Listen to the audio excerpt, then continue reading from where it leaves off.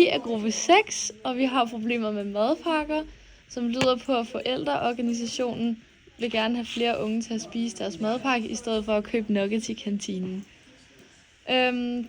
Problemet er ligesom, at flere unge køber nuggets i kantinen og spiser ikke deres madpakker.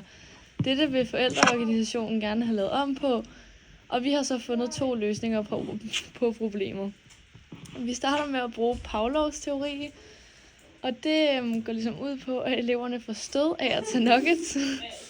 Der skabes en association mellem det at få stød og at købe nuggets. Vi bruger her instrumentel ondskab, altså vi gør noget ondt, men det er for at opnå et højere mål. Det er, at de begynder at tage madpakke med.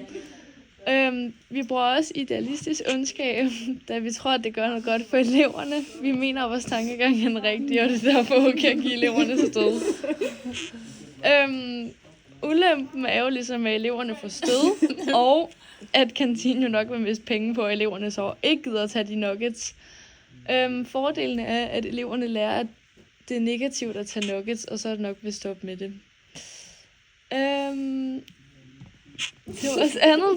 Som vores anden løsning, der bruger vi Skinners teori, og der har vi ligesom valgt, at vi vil lave en skræmmekampagne, som indeholder sådan, hvordan nuggetsene bliver lavet, så man viser, hvordan en helt uskyldig lille kylling bliver dræbt, og at der kommer alt muligt ulækkert i de her nuggets, og hævelse af priserne på nuggets, fordi der vil altid være nogen, der ligesom er ligeglade med de her skræmmekampagner.